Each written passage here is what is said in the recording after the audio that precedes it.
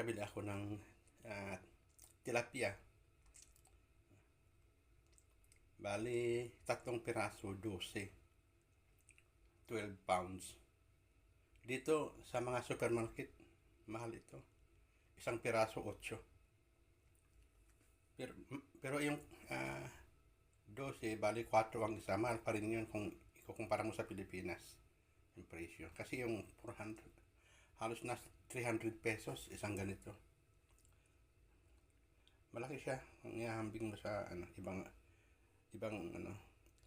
sa Pinas, hindi ako nakakita ng ganito kalaki na tilapia. Maliliit lang doon. Ito malaki. Mamaya, gagataan ko ito. Pero ang sasawag ko, yung bigay sa amin na beans. Yung beans na kasi marami dito eh. Masarap sana dito malunggay o kaya pichay, pero hindi na. Although meron naman dito, nabibili. Pero marami naman kaming gulay. Yun na lang. Mamaya papakita ko sa inyo kung pagluto ko. Ngayon ay araw ng Sabado, Pitsa 14 ng September. Medyo tahimik pa, wala pang tao.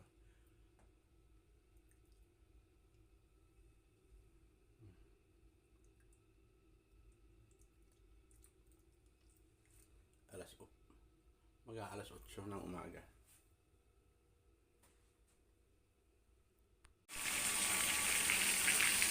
Ayan, piniprito ko na siya. At mamaya agagataan ko.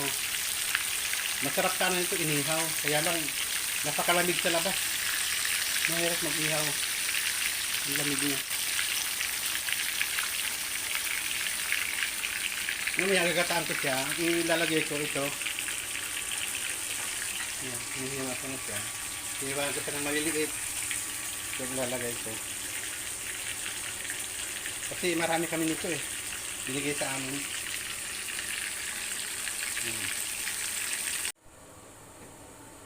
Ayan, luluto po natin yung ginataang tilapia.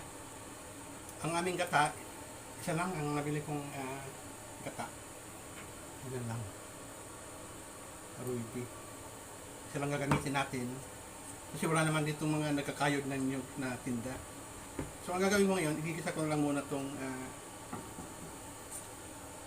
bulas tomate. Konting-konting masika lang nilagay ko.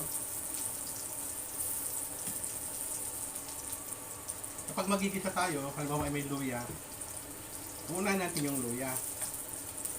At syempre, susunod yung bawang.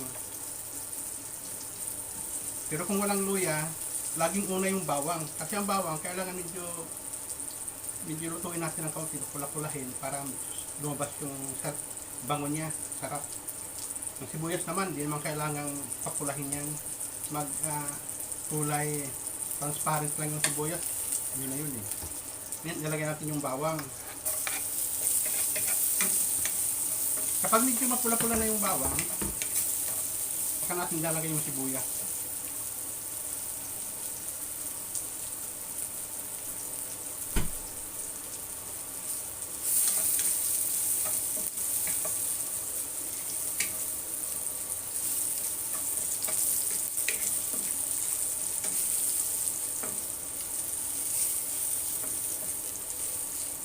Ang ginamit ko rito mantika, yung nagprituhan ko na ng tilapia eh. Pero inalis ko yung karamihan. Kunti lang tinira ko. Ayan, medyo mapula-pula na yung bawang. Saka natin ilagay yung sibuyas. Sa aming kabikol noon, kapag kami nagkagata, yung mga ginataang dahon ng gabi, bangka, hindi na namin ginigisa.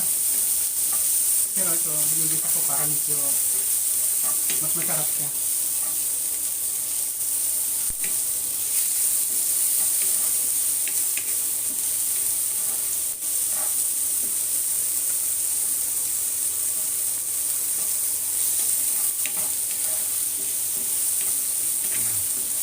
Ganyan lang, saka ko ilalagay na itong ano, gulay kasi ito matigas ko eh.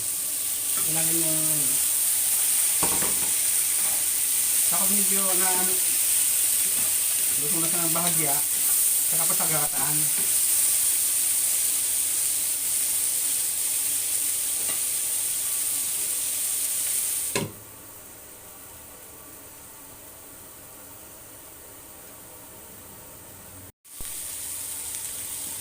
Ayan. Meron tayong sili. Siling verde. Ilagay natin yung tilapia.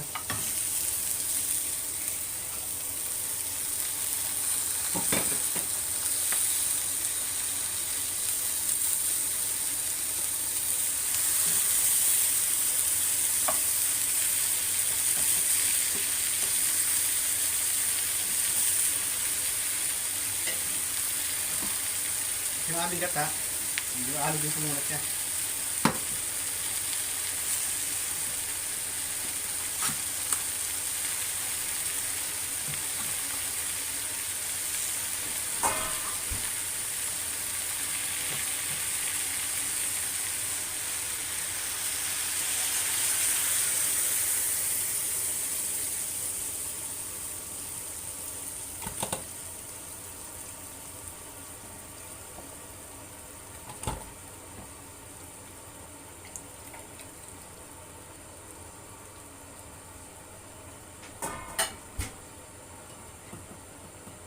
Ayan na siya.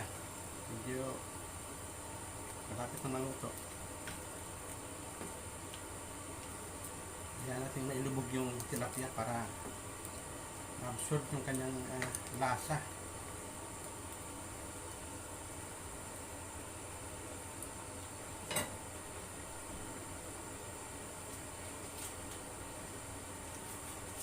Maglalagay lang tayo ng konting pampalasa. Yung ginagamit ko. Kutsarik.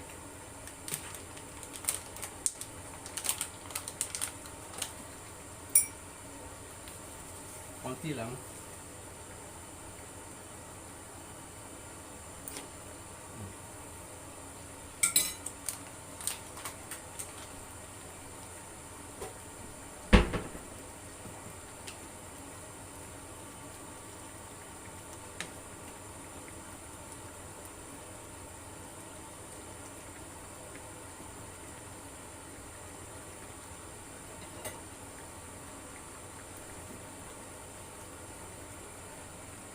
Tandaan po natin kapag tayo naggagata, nagluluto ng may gata.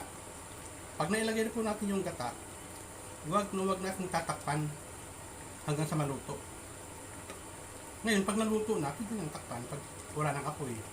Kasi once po na tinakpan nyo, na may naglagay ko ng gata, yung gata po niyan, ano siya eh. Tawag sa amin yan, magkukurta. Mangihiwala yung tubig doon sa gata.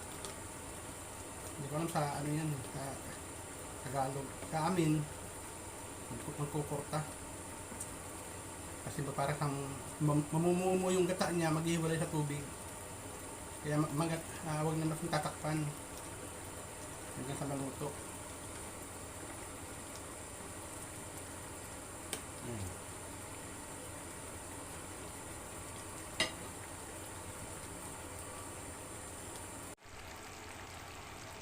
Kaya po, luto na siya.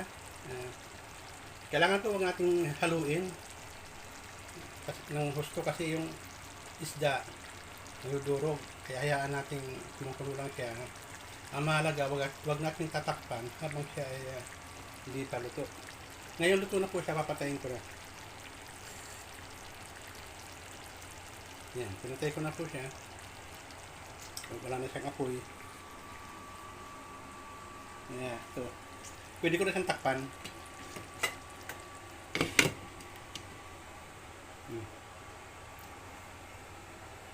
Okay, maya-maya kakain na kami. Ngayon ay ano pa lang dito.